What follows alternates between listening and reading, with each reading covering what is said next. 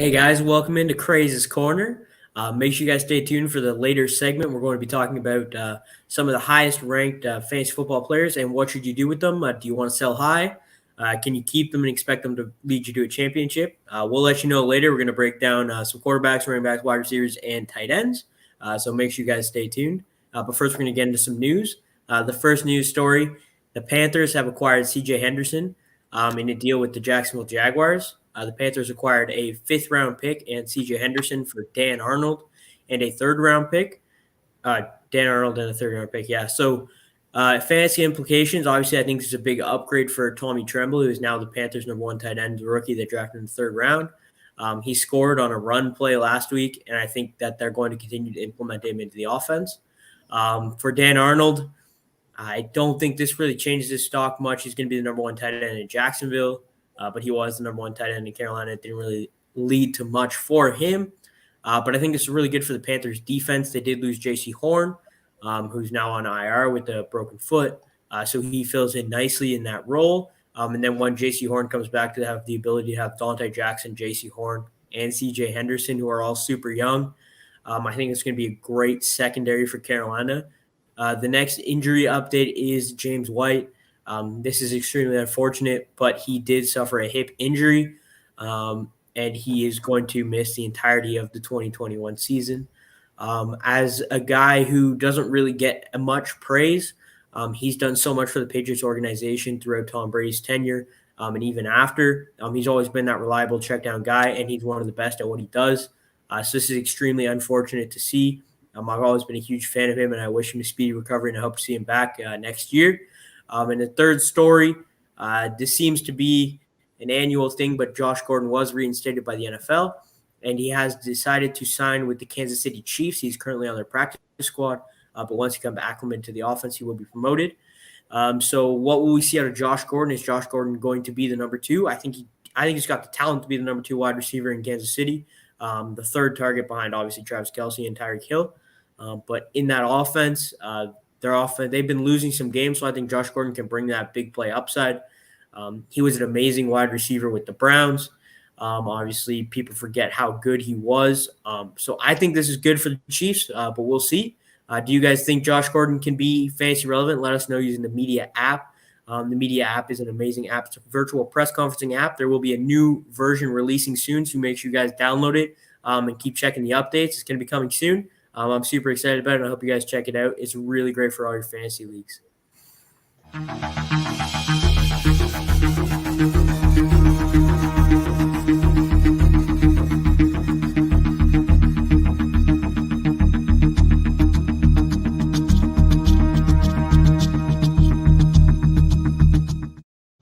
And now let's welcome in our guest. We have Will and Jeff again. Thanks for joining, guys. What's happening? What's happening, Zach? Not too much. We're going to be breaking down the highest, the fantasy players who have scored some of the most points at their position. And we're going to be letting you guys know, do you keep these guys? Do you try and trade them away while their value is at the highest? And can you expect these guys to lead you to a fantasy football championship? We're going to start off. We're going to go position by position. So we're going to start off with quarterbacks. The first quarterback was a guy who I was drafting in almost all of my leagues. I was super high on him. I knew he was going to throw a lot of touchdowns. And that's Tom Brady. He's currently the QB1. He's thrown for over 1,000 yards, 10 touchdowns, and only 2 interceptions. He is the QB1 ahead of Patrick Mahomes, Kyler Murray, who did start off super hot. But he's been consistent with the touchdowns. He's had a lot of yards through 3 games, 1,000 yards through 3 games. He's been averaging over 100 yards per game, or 300 yards per game, which is amazing. And I knew that the upside there was there for the touchdowns, and he's got a really low floor because the Buccaneers still have an amazing offense. And their secondary has been struggling, so they have had to score points. And Tom Brady's been able to do that through Gronkowski and other guys. But I think this is probably as high as Tom Brady's value is going to be right now. So if you can capitalize on Tom Brady being the quarterback one, if you can get another really good quarterback as well as another asset to help win your team, that's something I'm definitely looking into. You were able to get him in 9th, 10th rounds of drafts where now you could trade Tom Brady, who I think will eventually he'll start to dial it back. They'll start to run the ball a little bit more throughout the course of the season. And I think that you can get good value in return. If you can get, I think you could probably get a guy like Lamar Jackson, Russell Wilson, that aspect, and get another good player in return. So if you can do that, I'm all for it. But if you can't, if you just trying to get rid of him to get rid of him, I wouldn't do that. I think he's still going to be a very fantasy relevant quarterback, and I think he'll finish in the top 5. But what about you guys? What's your take on Tom Brady going forward? I've got him on one of my teams. Matter of fact, in the same league that I'm with Will in, which I'm currently pretty high up. Yeah, I'm hard pressed to kind of figure who I would actually trade him for, trying to get in return, other than somebody like Mahomes, maybe Aaron Rodgers. I'm a Russell Wilson fan. That's my guy. I don't know if I'm making that trade right now. Definitely would need another player. But I think Tom is going to continue to score. I mean, I think this might be at his ceiling, but I think his floor is not too, it's not like he's going to drop off and only score 1 touchdown a game. He's going to throw touchdowns. He's got that line with the secondary being, still kind of bad. We'll see if Richard Sherman is able to help. Tom's just going to throw the ball. That's what he does. That's what he's there. So that's why I'm kind of, if I can just be guaranteed 2 to 3 touchdowns a game, it seems like that's what he'll give me. I'm sticking with him. I mean, with Mike Evans, Godwin, Antonio Brown when he comes back. And then I said at the beginning of the season, I think a full offseason with Gronk. Now you see what's happening. That's his safety blanket, and touchdown dependent, but the touchdowns are there because they're going to move the ball down the field. So I'm holding on to him. Unless Will wants to send me something crazy, I don't know. I think his value's higher in 6 point per touchdowns passing. Where if you're in a league where it's 4 point per passing touchdown, but 6 point for rushing touchdown for a quarterback, that's a league where I could transition to a Lamar Jackson. Because the 2 to 3 touchdowns, if you get 2 touchdowns on Tom Brady in a week where you could get a couple of rushing touchdowns on a Lamar, that can make the difference. And Tom Brady's playoff schedule isn't great. I know it's a little early to be looking at the playoff schedules because obviously things change. But if you think that your team's locked in to get to the playoffs, you're fully confident. They play the Saints, which would be first week of the playoffs if you're in a 10-man league or 12-man league where you have 6 teams that make the playoffs. And then they play the Panthers the week after that, which we all know the Panthers currently have the number 1 ranked defense in multiple defensive categories. In the final championship, if you're confident your team can make it through those 2 matchups, Tom Brady being average, you're probably going to win your league because they play the Jets championship weekend. So if you have Tom Brady on your roster and you made it to the championships, I would almost guarantee you're going to win due to the fact that he'll probably put up 50 points in the first half and then get benched. But what do you think about Tom Brady going forward, Will? Are you trying to sell? Are you keeping him? I would probably try to sell, to be honest with you, because I think there's a lot of good quarterback play right now. Or bad defense. We can debate what that is. And especially if you're like in running back and someone's willing to give you a number 2 running back or number 1 running back for Tom Brady, I'm making that trade. I'll take that every day. I am a little worried about week 17 against the Jets. If Tampa Bay is locking things up, I don't put it by them to rest him, even if it's at halftime. And so we know that game looks like, that might be a 40-point game for Tom. I'm not sure. I think it depends on how the NFC South is going and how big of is it a must-win game, like home field advantage or something like that. If they're doing well and they got things locked up, it makes me a little nervous with Tom Brady that week. Yeah, I think it'll be kind of similar to when they played Detroit last year. Tom Brady scored, I think it was 4 touchdowns in the first half, which is obviously enough to do good for fantasy football. And I think he'll start the first half because I don't see them having anything locked up. I think the Rams are still going to be really good throughout the season. So even if they're not competing for the division because the Panthers, for whatever reason, fall apart if Christian McCaffrey doesn't come back or whatever, I think that they will still be competing for that, so they'll have to play him for the first half. But that's definitely something to consider too, because if they get up a lot on the Jets, which no one's struggled to do so far, that you're not going to risk Tom Brady's injury for well, and the other thing you have to think too is the Jets, as bad as they are, Tampa Bay's defense makes more points than the offense now, Mm-hmm.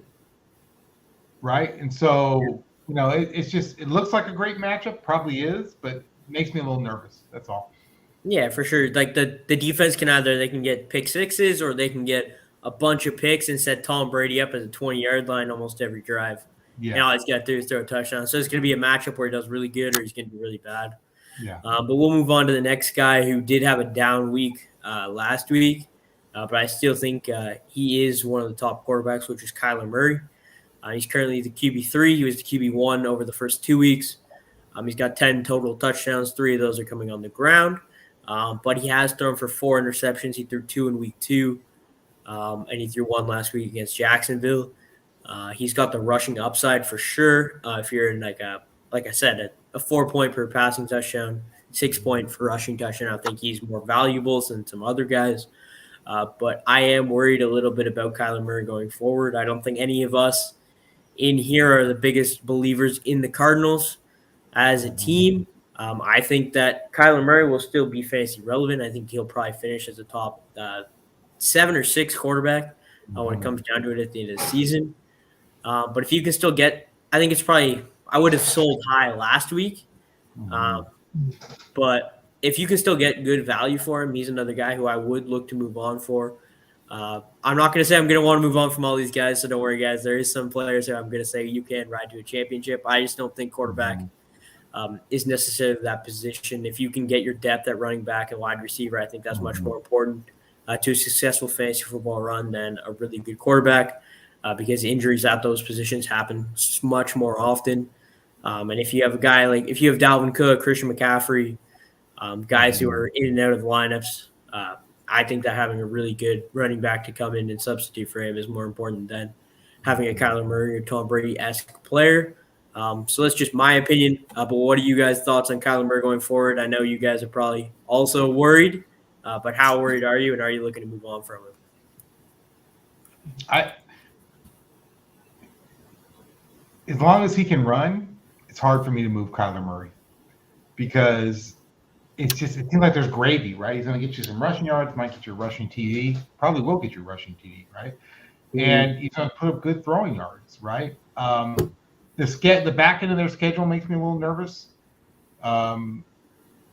Yeah, but once the playoffs start, the Lions, the Colts defense could be 50-50 depending on how healthy they are. They're currently really banged up, and the Cowboys defense has been all right, but not great. Yeah.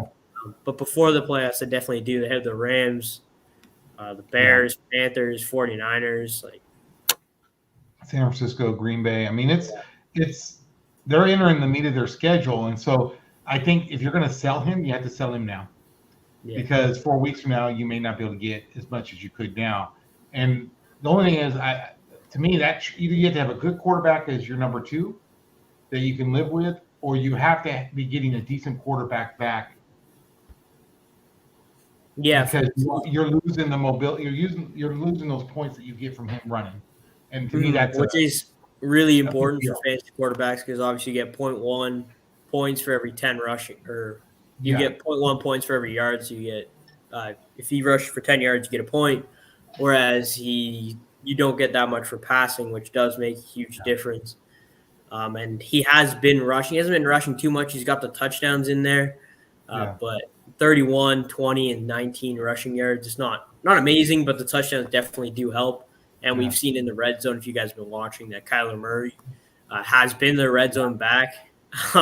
They'll bring in James Conner. They'll run the fake to James Conner, and he'll just run out the other side, and there's no one there. The only thing that does worry me about that is if I'm a defense, I would start to scheme against that because that's going to come. I'm much more worried about Kyler Murray coming off the edge than I am of James Conner. But we'll see if the defenses can adjust. So far, we haven't seen that. But then again, they played some below-average defenses. So what do you think, Jeff? Well, that's the issue. The thing that, if I knew he was going to be healthy for the whole Yeah. season, then I'm keeping him. But that's the issue. He's got to go through this NFC West. I want to see what happens after this weekend, honestly. Them against the Rams. If Aaron Donald happens to get his hands on that guy, man, he always gets hurt at the wrong time. So that's why we're looking at playoffs down the line.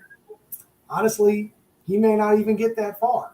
He always gets nicked up, and it causes an issue. So that's my whole thing. If he's healthy, he's hard to stop. As a Seattle Seahawks fan, I know that. But that's the problem. In one of these games, an NFC West game, eventually one of them, I think he's going to get nicked up, and it's going to affect his performance, kind of like it did last year. Started off hot, but once he got injured, things kind of slowed down a whole lot. So that's I think it's something to monitor with his injury history. Being a Russian quarterback, the injuries are obviously more likely to happen because you're taking unnecessary hits sometimes. So that's something to monitor. We'll move on to the running backs here. This is the first guy I'm going to talk about is a guy who I think's kind of gone under the radar through the first 3 games. He's currently the running back 3. And I don't hear anyone talking about him as much as I think he should be. I think he deserves. DeAndre Swift for the Detroit Lions.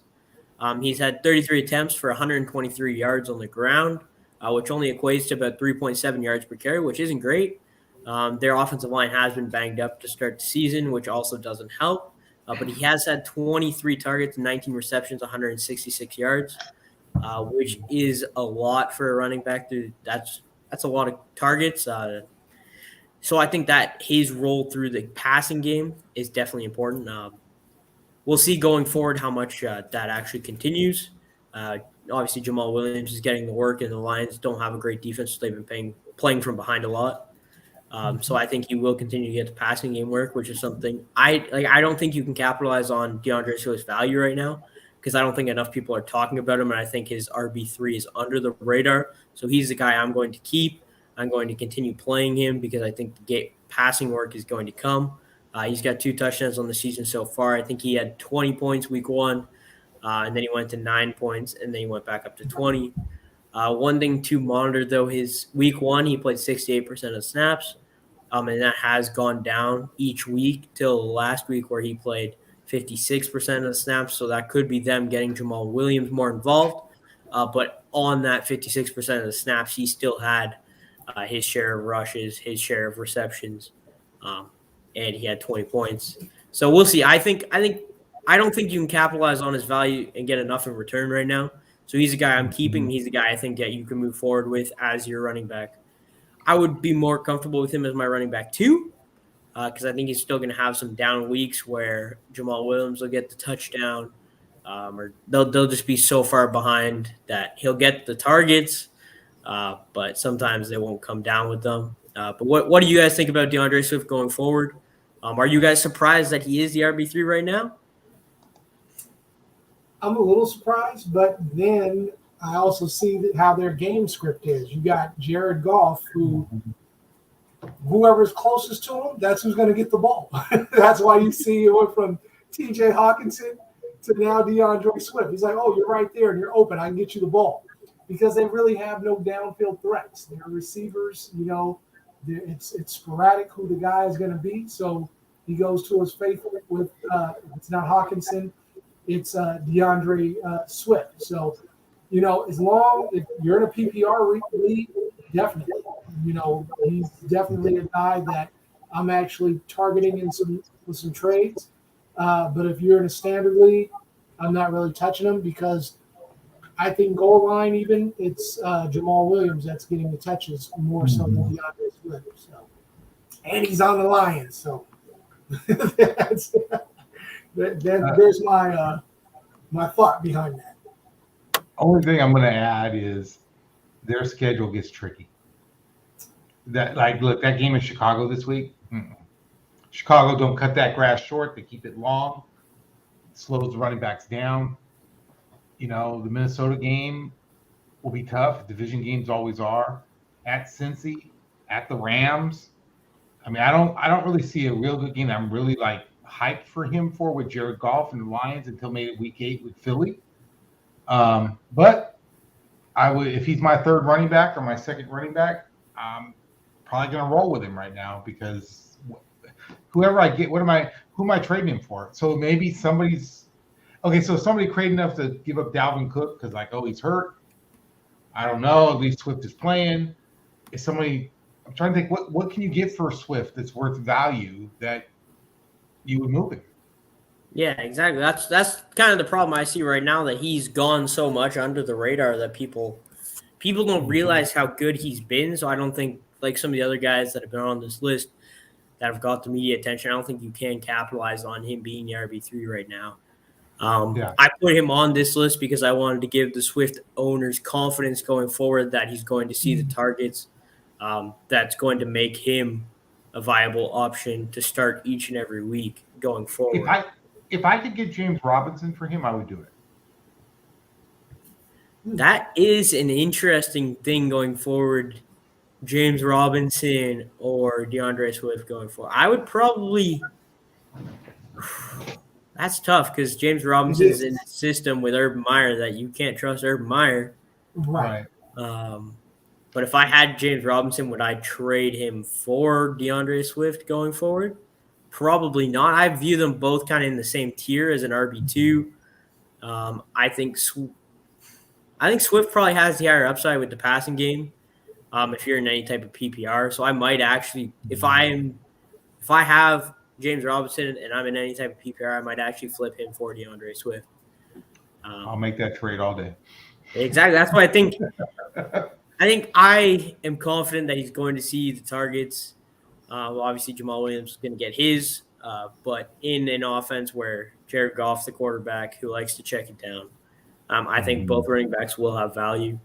As my RB2, Swift, I think his floor is probably around 9 points like he did in week 2, but as we've seen, the ceiling of 20 and even higher if he can get a couple touchdowns in a game.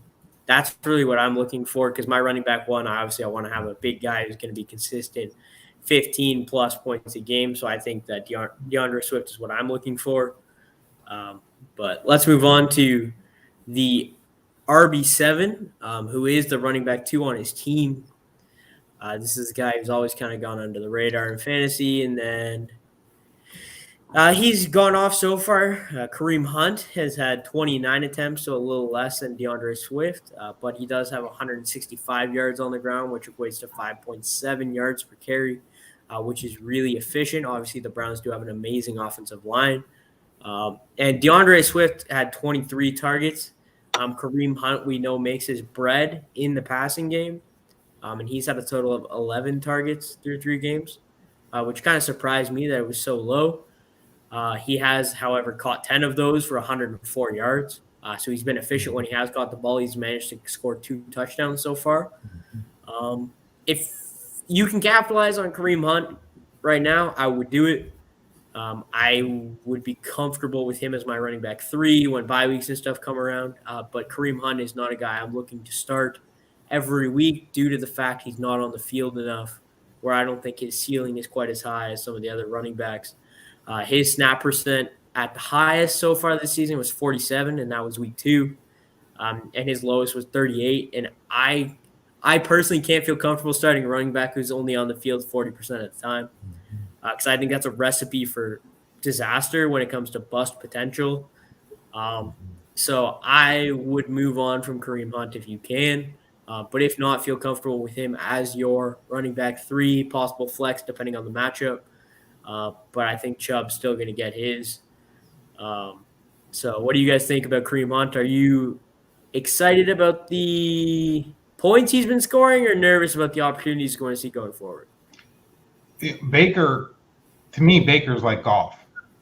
Whoever's close to him is getting the ball, especially if he early in the game, if he's getting pressure, Baker starts going short. Right, and then you look at the injuries at their wide receivers, and just not able to help. Because look at Kareem in the last game, 6 receptions. Right, I don't think that's coincidental. I think they lost Landry. Odell's still coming back. Now the guy kind of intrigues me more on Cleveland long term is Felton. I think if the Browns start realizing how to use him, Mm-hmm. I wonder if he starts to eat into the running back catches Which takes because away from Kareem Hunt more than it does takes Nick place by Chubb. Kareem Hunt. So you could kind of see like I think Kareem Hunt has a decent game this weekend with the Vikings. I think it's going to be a high scoring game, really do. Mm-hmm. And I think both teams are going to be throwing the ball, and the running backs are both going to benefit from both teams. Um, but you can kind of see Felton each week getting a little bit more. There's a little bit more confidence from the coaches in his ability. And so, yeah, if you could move Hunt right now for maybe a running back that's, maybe under the radar right now, um, a little bit underperforming, I would do it, especially if you can find like look whoever has. If you don't have Chubb on your team, that to me that's a great trade. Is the owner who has Chubb and who can you get off their roster? Because it's like having Tony Pollard right now. I have Tony Pollard on most of my teams. The trade requests I get from the Zeke owners, who are now in a tied knots, the Dr. Jekyll and Mr. Hyde, who the hell's going to play and who's going to perform better, right? So I think if you can, make the owner who owns Chubb in your league say, hey, do you want to handcuff these guys and this is what I need in return? Yeah, it could be a good pick. I mean, I think if you can get like a guy, David Montgomery, I'd rather have Chase Edmonds going forward, Antonio Gibson, just some guys who I'd rather have over Hunt. Do you want to chime in here, Jeff? Yeah, I mean, I'm always the guy that goes for volume, whether it's carries or whether it's targets. But Kareem Hunt is the one guy to where I feel bad for him because in real football, to me, he's an RB1. He's kind of like he's trapped behind Chubb. The worst thing the Kansas City Chiefs could have ever done was let this guy go. He should still be their running back right now. Yeah. And that's the thing. He doesn't get the high amount of carries as an RB1, but it's what he does when he gets the ball in his hands. He has not. It's funny. You will have Chubb have more off weeks than Kareem Hunt. Yeah, as we just saw last week. So it's kind of difficult, man. And it's just like a Montgomery. I would see that. I could see trying to entice somebody to take Kareem Hunt over a David Montgomery, but I would rather have Kareem Hunt than a lot of other RB2s like a Mike Davis, like a Miles Simon. This guy produces. That's the only thing. So it just depends on what name pops up right now. Even Javonte Williams with Denver, even though he's in the same boat with Melvin Gordon right now. But it's just some guys that drafted certain guys over him. He's way outperforming right now. So it's kind of like, what do you do? And I think Kevin Stefanski is going to keep them. Felton might go ahead and start siphoning off some carries or some targets, but this guy is entrenched in the game plan. So I don't think he's going to lose that much. But when he gets that ball in his hands, he always produces. Well, and that's a great point, Jeff, because look at what Stefanski did in Minnesota with Cook and Madison. The offenses that he had in Minnesota were always two running backs, Latavius Murray, right, and Cook. So, I think the coach believes in the two running back, and I think he goes to the hot hand. And honestly, I think Hunt's the guy he leans on at the end of the games. I think as the season goes on, Hunt's the guy he's going to just be like, yeah, I need this guy on the field right now because he just does a little more for me. Yeah. But then, as you said, two running backs, when you introduce Felton into that mix, I think he will end up taking – if you're deep at running back and you can get – if you're deep at running back, you run up Javonte Williams. If you can get Javonte Williams and say you need a little wide receiver help and a wide receiver piece for Kareem Hunt, that's something I would definitely look into doing because I think as the season goes on, Javonte will keep getting better. Whereas I think Kareem Hunt will kind of be consistent. He'll score in between 5 to 20 points every week. I think his floor is around 5 points when you factor in the half-point PPR. All the rankings I have been using, QB, the wide receiver, running backs, and everything are going to be half-point PPR because that is my preferred way to play fantasy football. So if you're looking at the numbers and I'm saying, oh, this guy's the running back 3, but you play PPR and he's higher or lower or whatever, just remember I am using half-point PPR rankings when I go through these. But we're going to move on to the wide receivers now. We're going to talk about the wide receiver 1, the wide receiver 2, and the wide receiver 5. So first up, the wide receiver 1 has been Cooper Kupp. 33 targets, 25 receptions, 367 yards, and 5 touchdowns. Him and Matthew Stafford have really looked amazing together. This is kind of something before the season started, Cooper Kupp had the touchdown upside that I didn't think Robert Woods had. We saw that before with Goff when Cooper Kupp had his amazing season where he finishes the wide receiver 6. So this was the upside that we knew was there. He also has had double-digit targets in each game. And in their second game of the season, he was actually on the field for 100% of the snaps. I think it was 90-something percent week 1, and it was down to 83 last week. But he's always on the field, and he seems to always be open, and Matthew Stafford has proven he can find him. And there's enough offensive weapons on that team now with the emergence of Deshaun Jackson. Obviously, Robert Woods is still there. You can't really turn your coverage toward doubling Cooper Kupp. Then you're just going to get beat in other places. So you have to play 2 deep safety and hope for the best. But when you're playing zone, Cooper Kupp's extremely smart. He will get open. So that's something to monitor. I am fully confident moving forward with Cooper Kupp as my wide receiver 1. Do I think he'll finish at the wide receiver 1? Probably not. Obviously, things happen. He's not going to have 2 touchdowns every game. But I think he's going to be great. Barring an injury to him or Matthew Stafford. I'm confident with Cooper Kupp moving forward. I think you can get great value for him in return right now. But unless, like I said, if you're super deep at wide receiver and you can trade Cooper Kupp into an RB1, for sure, go ahead. But I think you can move forward and ride Cooper Kupp to a fantasy football championship as long as the injuries don't happen. What do you think, Jeff? I would hold on to him because unless you're going to trade him and get somebody like Devontae Adams or something like that, which could happen, it would have to be somebody that's just getting all of the targets, looking at the Rams offense, knowing that, if somebody is shadowing Kupp, that they do have Woods, they do have Deshaun Jackson, they'll have either Henderson or Sony Michel, and hell, Tyler Higbee as well. So there's a lot of mouths to feed there. It just happens to be that Cooper Kupp is the biggest mouth right now, but it's just wondering if he's going to continue to be that. I honestly think so. The kid, the way he runs routes, man, he's a great receiver.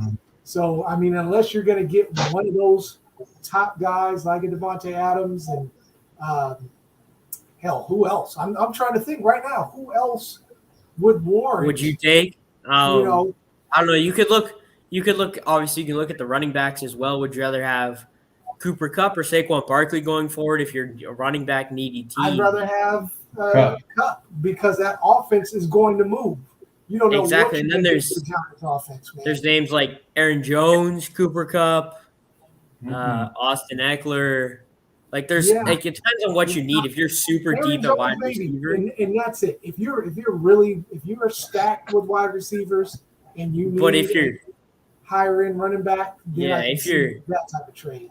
If you're not stacked at wide receiver, I can't see moving on from Cooper Kupp. Exactly. What do you think, Will? You riding with Cooper Kupp? I let's be honest. I think if you're stacked at wide receivers because you have Cooper Kupp. Because there's a clear number 1 wide receiver in fantasy football in football right now. Truth be told, it's him. We could debate who number 2 is, depending on the week and what the schedule looks like and all that. I think the first 3 weeks in watching you have to know they planned for him last Sunday, and he still had 9 receptions and 2 touchdowns. Yeah. Who else are you covering? I would be like, hey, Robert Woods, if you beat me, you beat me. Yeah. Now, Deshaun Jackson they get free, right? Yeah. And maybe they got over concerned with Kupp as the game went on. Right. But that was kind of a blown coverage, right? I don't know how Deshaun got that far behind.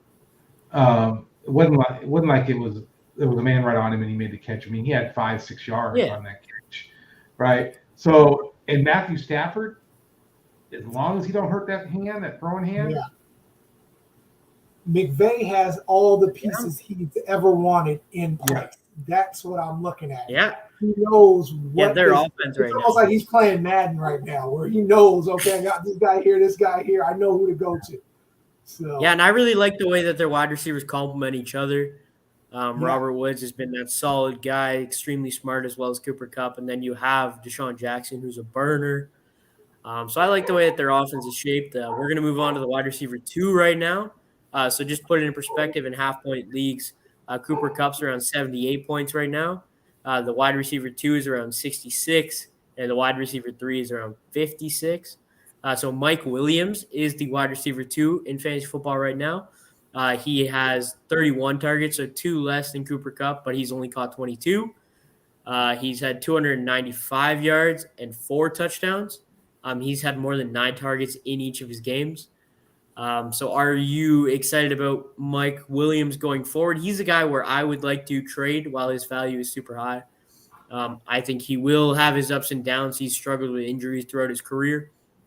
And he's never seemed to be able to put this full season together. I think Keenan Allen's still there. Jared Cook's going to see his. Austin Eckler's going to see his. So I think it depends on what you think this Chargers offense is going to be going forward. But I'm looking to trade Mike Williams for another wide receiver, or if you need running backs. But what do you think, Jeff? Are you rocking with Mike Williams going forward? I'm rocking with Mike Williams, and if I was in a league with you, I would definitely trade for him because I